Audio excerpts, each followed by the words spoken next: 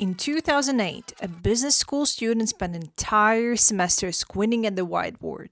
He lost his glasses backpacking, and replacing them cost over $700. He literally couldn't afford to see, and that frustration led him to discover something most people don't know. One company secretly controls almost everything you put on your face. Ray-Ban, Oakley, LensCrafters, Sunglass Hut, all owned by the same company. So he built the alternative, and today it's worth over $6 billion. But here's what most people get wrong about Warby Parker.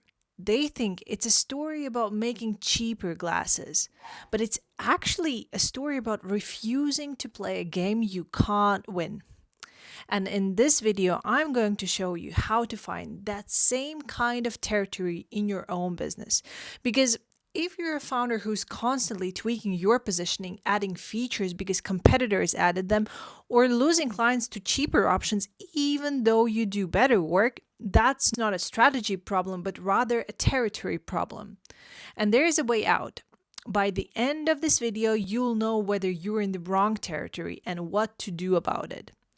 David Gilboa was paying $80,000 a year for Wharton Business School, and he was squinting through lectures because glasses cost as much as an iPhone. So he started digging. Why are glasses so expensive? It's just plastic, metal, and some screws. What's going on? What he found was Luxottica, an Italian company most people have never heard of. They control nearly 80% of the eyewear industry. They own Ray-Ban, they own Oakley, they own LensCrafters, Sunglass Hut, Pearl Vision, and Target Optical. They manufacture glasses for Chanel, Prada, and Armani. They own the brands, they own the stores, and they set whatever prices they want. When you think you're choosing between Ray-Ban and Oakley, you're actually choosing between the same company twice. Gilboa realized something that changed everything. Everyone else was asking, how do I make better glasses? But he started asking, why is this industry a monopoly? And what would it take to break it?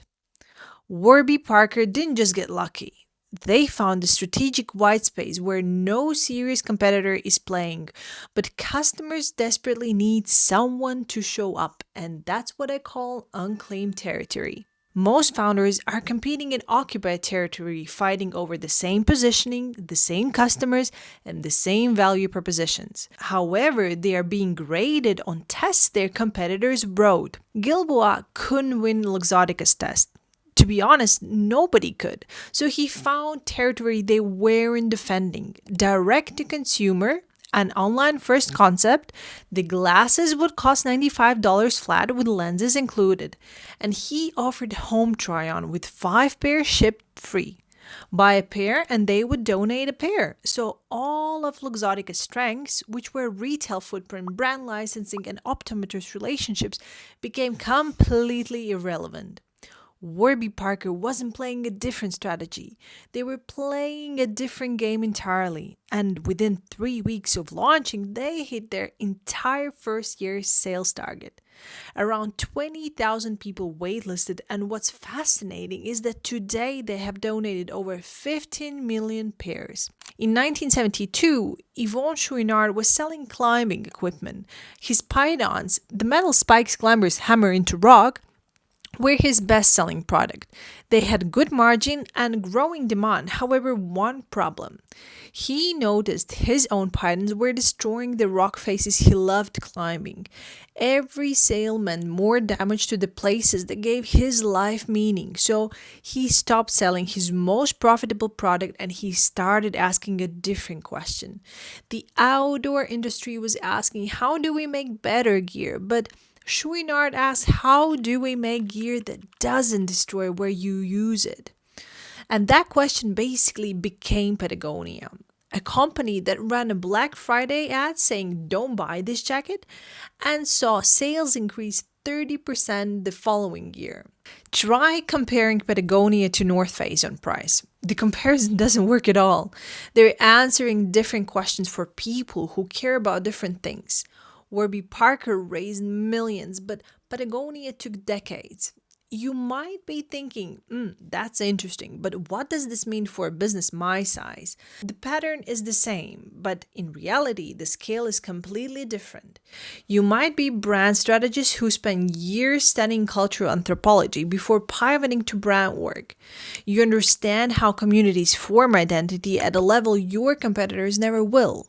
But your website looks like everyone else's brand audits, messaging frameworks, and that means clients keep price comparing you to someone cheaper because you're competing on criteria that erase the one thing that actually makes you different. Or you are a business coach with 15 years inside corporate finance. You have watched from the inside how decisions actually get made. But you are marketing yourself as a mindset coach because that's what the category expects. And it feels truly hollow every time you say it. Or you build a healing practice, but your background is in systems design.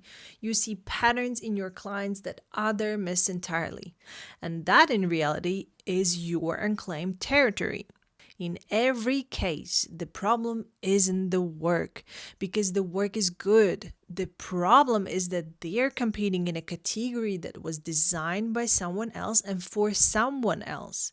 And no matter how good they get at playing that game, the rules will never fully favor them.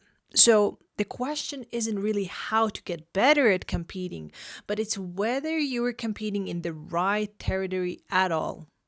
All of those stories started with something real, whether it's Gilboa's frustration, or Chouinard's guilt, or the strategist's unusual background. The reality is that when founders try to manufacture this kind of repositioning without authentic foundation, it doesn't hold. You just end up with clever positioning that falls apart the moment someone pushes back. The unclaimed territory has to connect to your actual competitive genome, which is the specific combination of experiences, capabilities, and perspectives that you have and your competitors don't. I can show you the pattern, and that specific territory depends on your specific DNA. But if you've been competing in someone else's category for years by adjusting your positioning constantly, adding features because someone else added features, or just feeling like you're sprinting on a treadmill someone else controls, running faster won't fix it, as you are in occupied territory. The question we need to ask is where your unclaimed territory actually lives. Warby Parker didn't beat Luxottica at glasses, so they made Luxottica's strengths irrelevant. And Patagonia didn't beat North Face at outdoor gear because they didn't need to. They just made the comparison meaningless. The brand strategist didn't need to become the best in her category, as she just needed to find territory where she was the only one. What I can say with confidence is that the businesses that last aren't the ones that compete harder. Usually, they're the ones that find where competition doesn't apply. So here's your question. What territory are you competing in? Who controls that territory? And do the rules actually favor you or someone who's been optimizing for decades? If the rules don't favor you, maybe you're in the wrong territory. If you recognize yourself on that treadmill and you want a precise map instead of another generic positioning exercise, that's what the True North Compass audit is for. It's a 35 to 40 page strategic analysis that decodes your competitive genome and shows you the specific unclaimed territory where you have an unfair advantage. Link is in the description. And if you're not ready for that yet, the next video you have to watch is next week's episode. It's one thing to know you're in the wrong territory, but it's another to understand why your origin story is actually your most defensible advantage. And that's the second piece of this whole system. So make sure you watch that one next.